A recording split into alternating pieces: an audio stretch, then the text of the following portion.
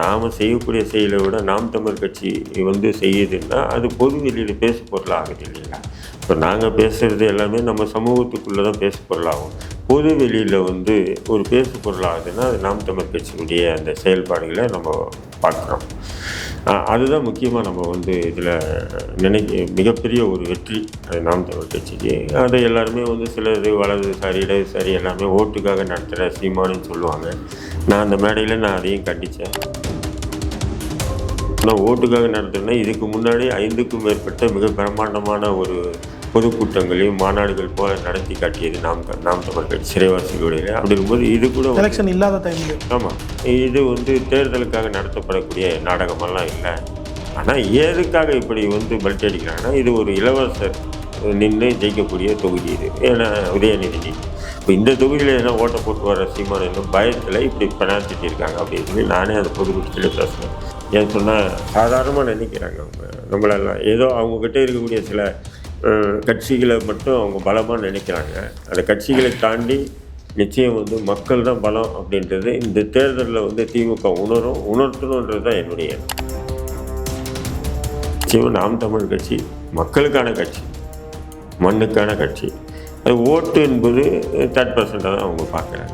அவங்களுடைய கொள்கை ரீதியாக உறுதியாக இருக்கணுன்றது தான் நாம் தமிழ் கட்சி. அந்த அடிப்படையில் நேற்று நடந்த அந்த நிகழ்வு வந்து சிறப்பாகவே அமைஞ்சு அவங்க நாம் தமிழ் கட்சி சார்பாக நடத்திய அந்த இது வந்து இந்த நேரத்தில் யார் பேசுவாங்க பொது வெளியில்? தேர்தல் சமயத்தை சொல்கிறேன். முஸ்லீம்களை ஆதரிச்சாங்கன்னா அந்த பக்கம் ஓட்டு விடாது, அந்த பக்கம் ஆதரிச்சா இந்த பக்கம் ஓட்டு. அதனால எல்லாம் சைலண்ட் மூடில் தான் இருக்காங்களா இல்லையா? அப்படிங்கும்போது நமக்கு ஓட்டுன்றது முக்கியம் இல்லை. அந்த உரிமை ஒரு சமூகத்தினுடைய அந்த அழுகுறலை வேதனையை பொதுவெளியில் கொண்டு போய் சேர்ப்பது நாம் தமிழ் கட்சி செஞ்சிருக்குன்னு சொன்னால் இதுக்கு நம்ம கைத்தட்டி வரவேற்கிறோம். அவ்வளோதான், மற்றபடி என்ன இருக்குது? கொஞ்சம் கொஞ்சமாக வந்து நாம் தமிழருக்கு வந்து சீமான் வந்து முஸ்லீம்களுடைய வீடுகளில் வந்துகிட்டே இருக்கார். எவ்வளோ எதிர்ப்புகள் பிரச்சனைகள் எல்லாத்தையும் எதிர்கொண்டுட்டு அவரும் தட்டி அடிச்சுட்டு வராரு. நிச்சயமாக அது வந்து இன்னும் ஒரு 5 ஆண்டுகள் வந்து முழுமையாக எப்படி திமுகவுக்கு இந்த முஸ்லீம்கள் முற்று கொடுத்து தூக்கி நிறுத்துறாங்களோ அதே விட பலமாக வந்து நாம் தமிழ் கட்சிக்கு வந்து பலமாக இருப்பாங்கன்ற நம்பிக்கை எனக்கு. இது சார் திமுகவுக்கு ஒரு கோர் ஓட் பேங்காகவே நீங்கள் இருக்கீங்க. அந்த இஸ்லாமிய சமூகம் வந்து நாம் தமிழ் அந்த மாதிரி கன்வெர்ட் ஆகுன்றீங்களா?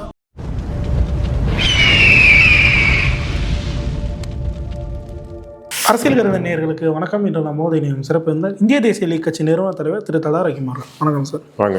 எப்படி இருக்கீங்க? ரொம்ப நல்லா இருக்கு. சமீபத்தில் சென்னையில் இஸ்லாமியர் சிறை கைதிய விடுதலைக்கு வேண்டும்னு சொல்லிட்டு ஒரு பொதுக்கூட்டத்தை வந்து நாம் தமிழ் கட்சி சார்பாக ஏற்பாடு பண்ணியிருந்தாங்க. நீங்களும் அதில் கலந்துக்கிட்டு பேசியிருந்ததெல்லாம் பார்க்க முடியுது. இந்த பொதுக்கூட்டம் எந்த அளவுக்கு இம்பேக்டை ஏற்படுத்தி இருக்குன்றது தான் இப்போ கேள்வியாக இருக்குது. நீங்கள் எப்படி பார்க்குறீங்க சார்? இல்லை, இப்போ ஆக்சுவலாக பார்த்தீங்கன்னா ஜனவரி 28 பாபா விதைக்கப்பட்ட நாள், அதாவது நினைவேந்தல் நாள். அது ஜனவரி 28 அது வந்து இப்போ பழனி ஆயக்குடியில் வந்து புது ஆயக்குடியில் வந்து இந்திய தேசிய லீக் கட்சி சார்பாக பிரம்மாண்டமான இளைஞர்கள் எழுச்சி மாநாடு மாரி ஜென்சி இளைஞர்களுடைய இன்றைய பாபாவின் அரசியல் இன்றைய ஜென்சி இளைஞர்களுக்கு பொருந்துமா என்ற தலைப்பில் வந்து போட்டோம்.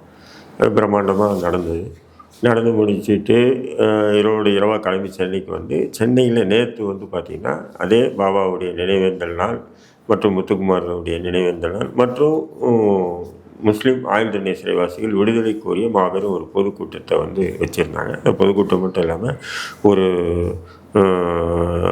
என்ன சொல்கிறது, ஒரு படம், அதாவது சிறைவாசிகளுடைய வேதனைகளை வலிகளை அவங்களுடைய அழுகுறலை வந்து பொது வெளியில் கொண்டு வரணுன்றதுக்காக நாம் தமிழ் கட்சி சார்பாக ஒரு மிகப்பெரிய ஒரு வீடியோ வெளியிட்டாங்க. ஒரு குறும்படம் மாரி வீடியோ.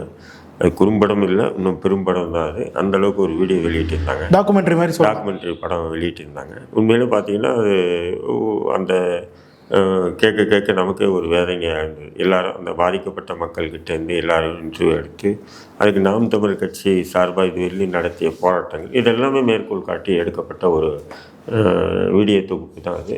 உண்மையிலே அது மக்கள் மத்தியில் மிகப்பெரிய எல்லா பசங்களும் இன்றைக்கி எடுத்து பார்க்குறேன். நான் எல்லாமே எடுத்து போட்டுக்கிட்டே இருக்காங்க. அந்த வீடியோ வந்து பொது வெளியில் போட்டுருக்காங்க. அப்போ இது வந்து பார்த்தீங்கன்னு சொன்னால் நாம் செய்யக்கூடிய செயலை விட நாம் தமிழ் கட்சி வந்து செய்யுதுன்னா அது பொது வெளியில் பேசு பொருள் ஆகுது இல்லைங்களா? இப்போ நாங்கள் பேசுகிறது எல்லாமே நம்ம சமூகத்துக்குள்ளே தான் பேசு பொருளாகும்.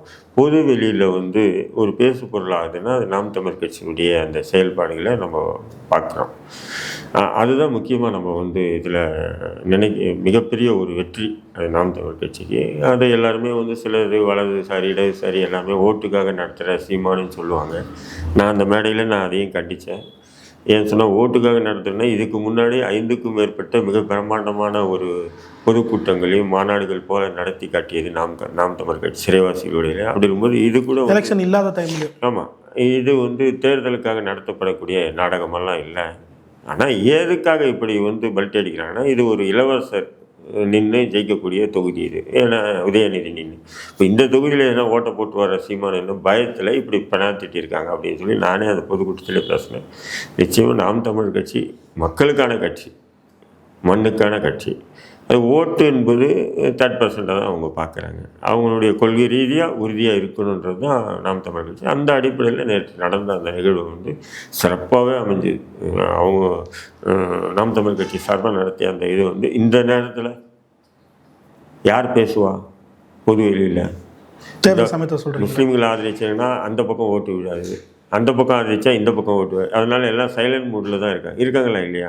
அப்படிங்கும்போது நமக்கு ஓட்டுன்றது முக்கியம் இல்லை. அந்த உரிமை ஒரு சமூகத்தினுடைய அந்த அழுகுறலை வேதனையை பொதுவெளியில் கொண்டு போய் சேர்ப்பது நாம் தமிழ் கட்சி செஞ்சுருக்குன்னு சொன்னால் இதுக்கு நம்ம கைத்தட்டி வரவேற்கிறோம். அவ்வளோதான், மற்றபடி என்ன இருக்குது இதில்?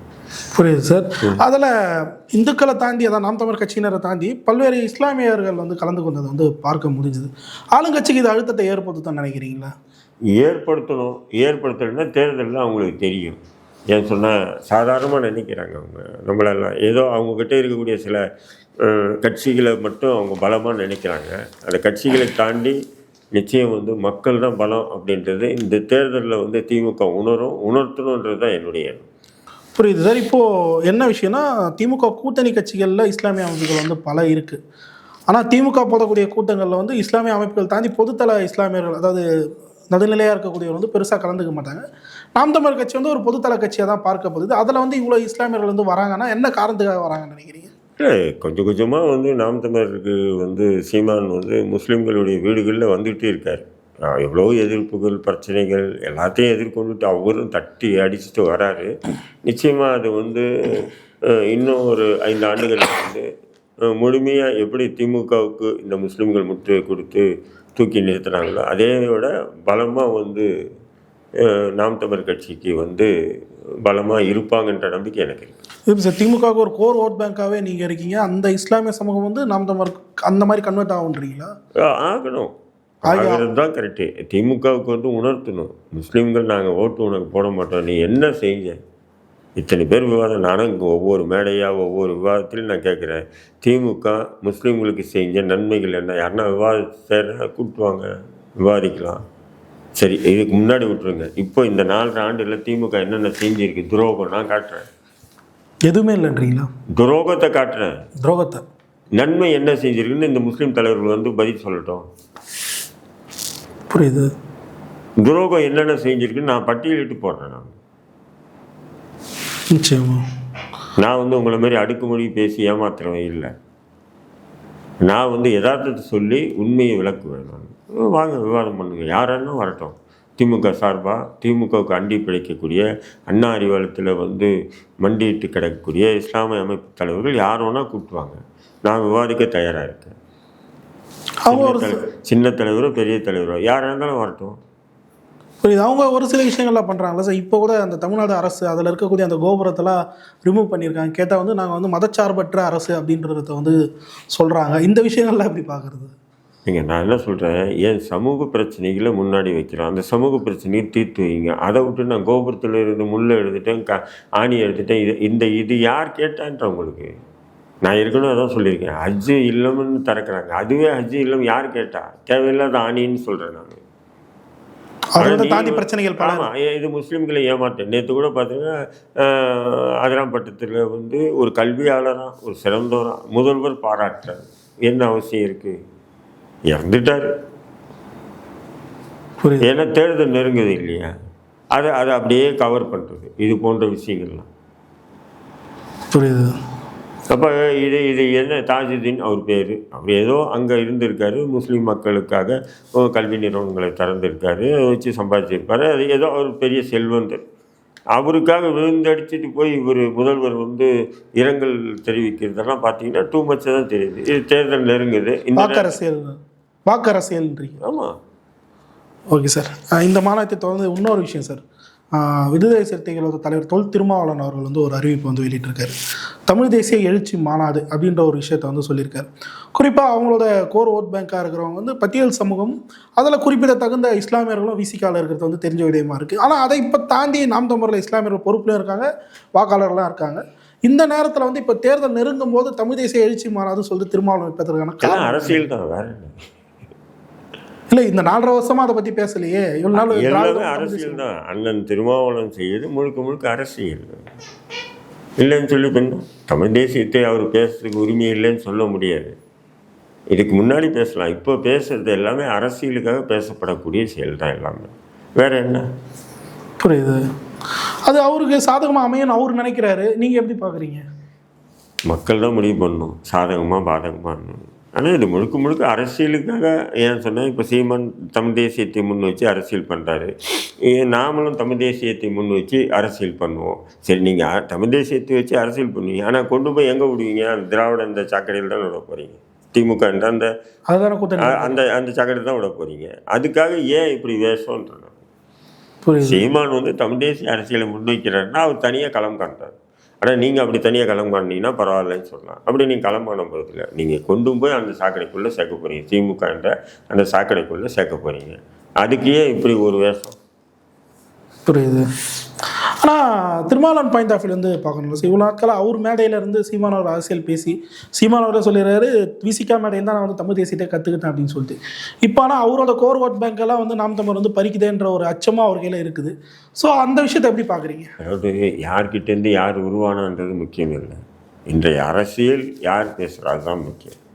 மக்கள் நிறைய தலைவர்கள் இருப்பாங்க. அரசியல் ரீதியாகவும் சரி, சமூக ரீதியாகவும் சரி, எல்லாமே நிறைய தலைவர்கள் இருக்காங்க. ஆனால் அந்த தலைவர்கள் மக்கள் மத்தியில் பேசு பொருளாக யார் இருக்காங்க அப்படின்றது தான் இன்றைக்கி கேள்வி.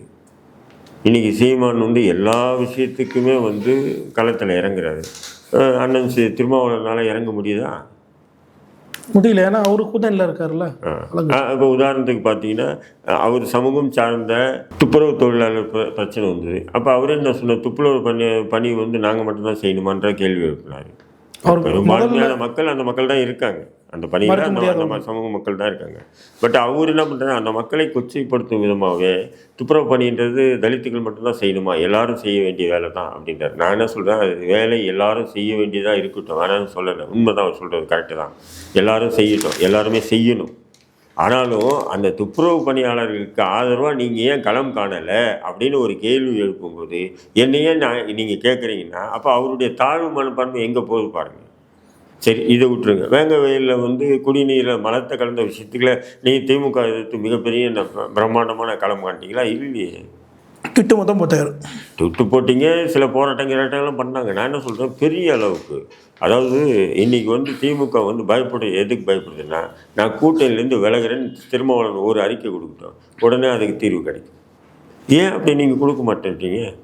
இன்றைக்கி ஒரு இஸ்லாமிய சிறைவாசிகள் விடுதலை சம்பந்தமாக ஒரு அறிக்கை, நாங்கள் கூட்டணிந்து விலக போகிறோம் இஸ்லாமிய அமைப்புகள் எல்லாம், ஏன்னா முஸ்லீம் சிறைவாசிகள் விடுதலையில் சுணக்கம் காட்டு திமுகன்னு ஒரு அறிக்கை கொடுக்கட்டுங்க, உடனே எல்லா சிறைவாசியும் விடுதலைங்க. நான் என்ன சொல்கிறேன், சட்டத்துக்கு மீறல, சட்டத்துக்கு உட்பட்டு உயர் நீதிமன்றமே ஆணையை பிறப்பிச்சிருக்கு. மாநில அரசே அவர்களுக்கு பரோல் என்ற நீண்டகால விடுப்போ அல்லது ஜாமீனோ அல்லது அவர்கள் விடுதலையோ மாநில அரசை கொடுக்கலான்னு சொல்லிட்டு உயர் நீதிமன்றம் ஆணை பிறப்பிச்சிருக்கு. அந்த ஆணையை பின்பற்றியே விடுதலை பண்ணலாம். ஏன் விடுதலை பண்ணாமல் சுணக்கம் காட்டுறாங்கன்னா, முஸ்லீம் அமைப்பு தலைவர்கள் எவனும் இந்த மாதிரி டைலாக் பேச மாட்டாங்க, தடா ரஹீமை தவிர. அவர் தெரியும் திமுகவுக்கு நல்லா. புரியுது. ஏன்னு சொன்னால் எல்லாரும் நம்மக்கிட்ட அண்டி பிழைச்சிட்டு இருக்காங்க. நாம் எல்லாருக்கும் ஏதோ செஞ்சு கொடுத்து அவங்க சரி கட்டி வச்சுருக்கோம். இப்போ சரி கட்டாத ஆள் நம்ம யார், சரிப்படாத ஆள் யாருன்னா நம்ம தான் பொது வெளியில் அடித்து பேசிட்டு வரோம் தொடர்ந்து. இது யார் பேசுவான்ற? அதேமாதிரி அண்ணன் திருமாவளவன் வந்து அடித்து சொல்லணும்,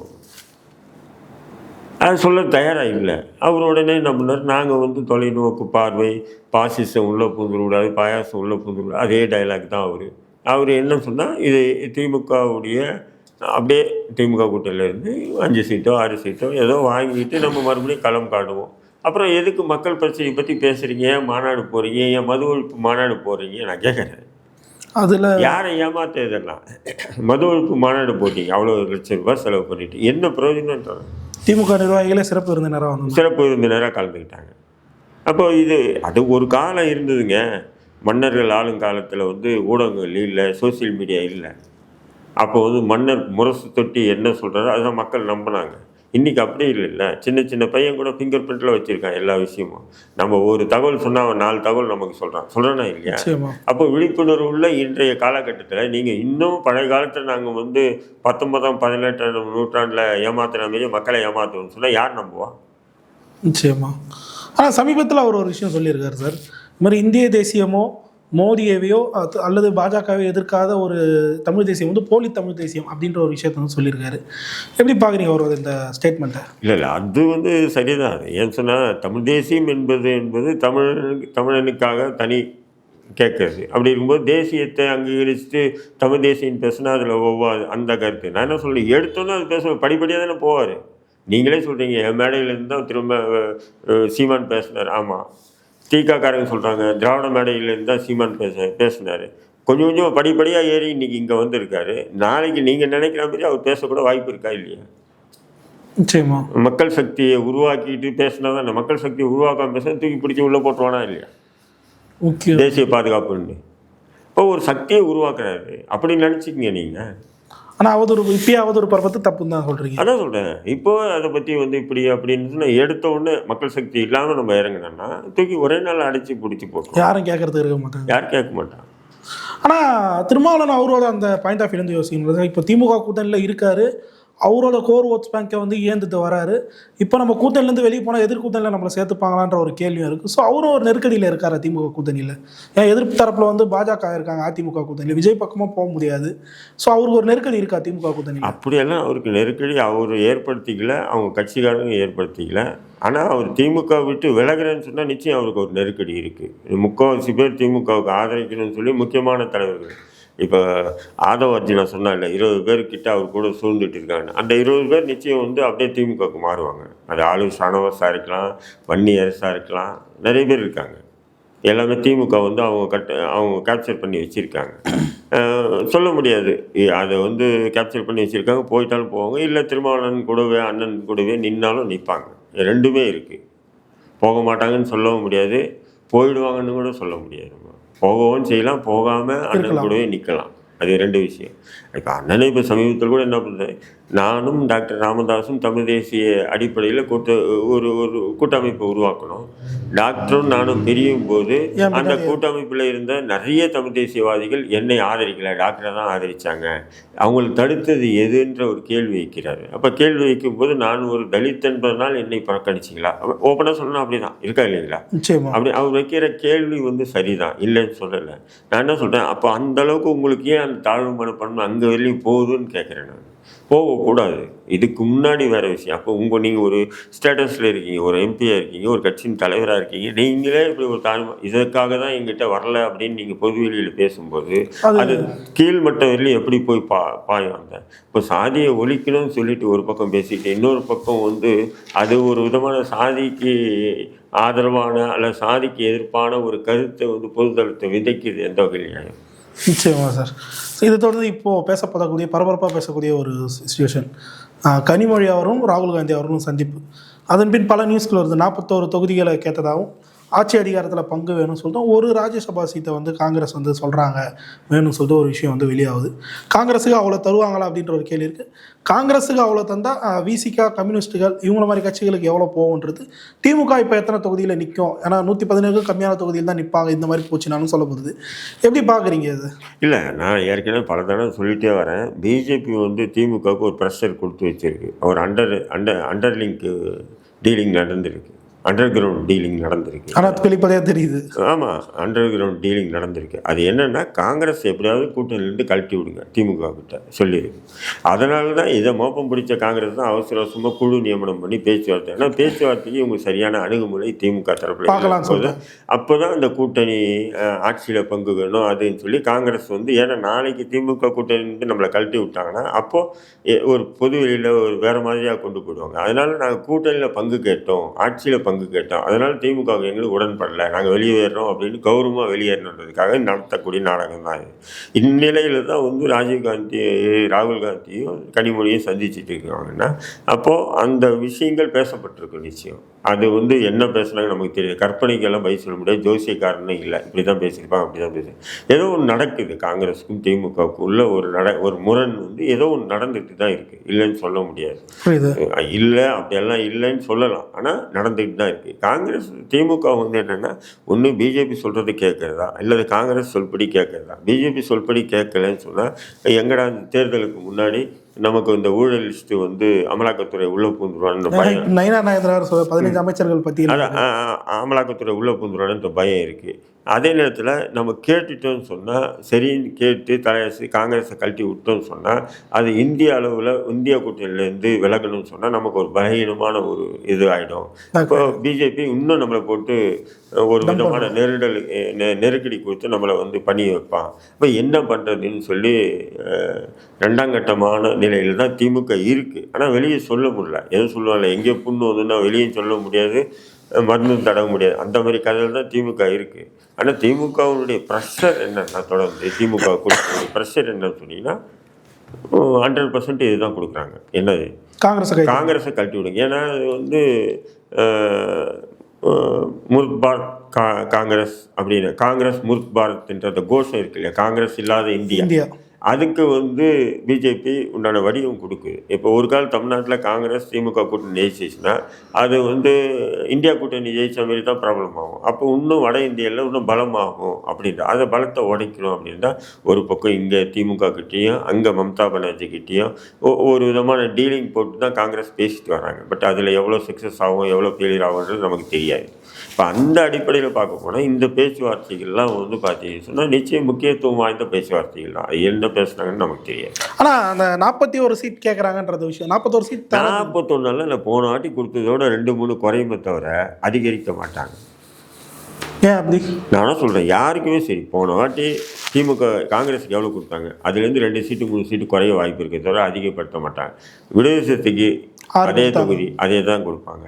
கம்யூனிஸ்டுகளுக்கு 6 கொடுத்தாங்க, அதுதான் கொடுப்பாங்க. முஸ்லீம் அமைப்புகளுக்கு எவ்வளோ, அதுதான் கடந்த முறை கொடுத்தா அதே தொகுதி தான் கொடுப்பாங்க. கேட்டால் என்ன சொல்லுவாங்க, இப்போ எக்ஸ்ட்ரா 2-3 கட்சி வருது நம்ம கூட கூட்டணிக்கு, அவங்களுக்கும் பகிர்ந்து கொடுக்கணும் இல்லையா அப்படின்னு சொல்லிட்டு இப்படி தான் சொல்லுவாங்க. அதனால் வந்து நீங்கள் 40 கேட்கலாம், 50 கேட்டுக்கலாம், நீங்கள் கேட்டுக்கலாம், கேட்குறது என்ன, கேளு எவ்வளோ ஒன்றா கேளு அப்படின்னு அப்படின்றது. அதனால் காங்கிரஸுக்கு அவ்வளோதான். கடந்த முறை 25 கொடுத்தாங்க இல்லையா, 25 கொடுத்தாங்க, 28 அதே தான் இந்த முறையும் கொடுப்பாங்க தவிர அதுலேருந்து ஒன்று கூட எக்ஸஸ் ஆகாது. Okay sir. ஆனால் காலையிலேருந்து ஒரு நியூஸ் வெளியே வருது சார், பிரேமலதா அவர்கள் வந்து திமுக கூட பேச்சுவார்த்தை நடத்துகிறாங்கன்னு சொல்லிட்டு 10 சீட்டுகள் வரைக்கும் எங்களுக்கு வேணும் அப்படின்னு சொல்லிட்டு நெகோஷியேட் பண்ணுறதா ஒரு செய்தி வெளியுது.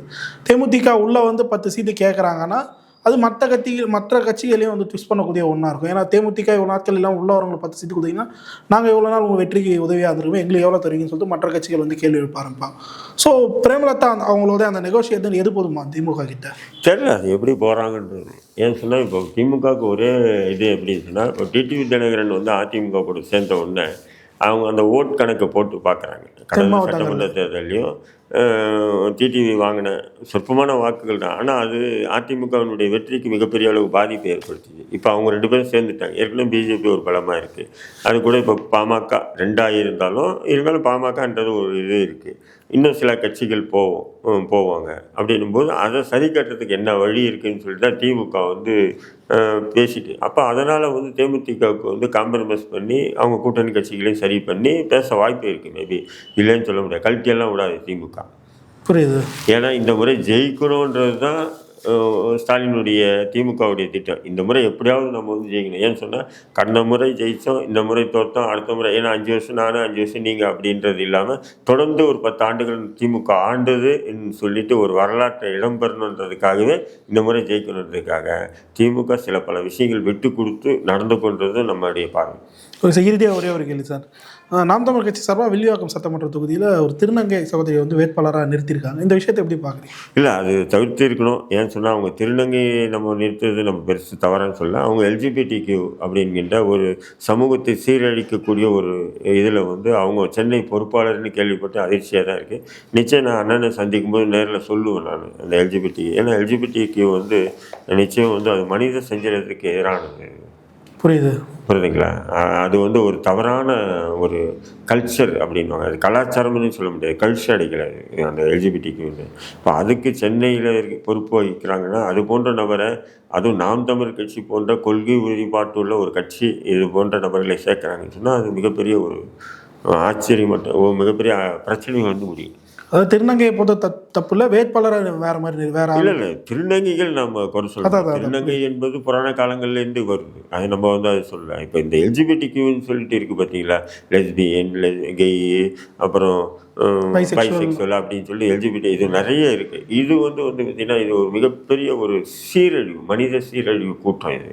இந்த கூட்டத்துக்கு தலைமை தாங்கக்கூடிய ஒரு திருநங்கையை வந்து வேட்பாளர் அறிவித்து நிச்சயம் எனக்கு அதிர்ச்சியாக தான் இருக்காது. நிச்சயம் அண்ணன் வந்து பரிசீலனை பண்ணணும். சார் பல்லர் கேள்வி தெளிவாக சார். நேரத்துக்கு நன்றி.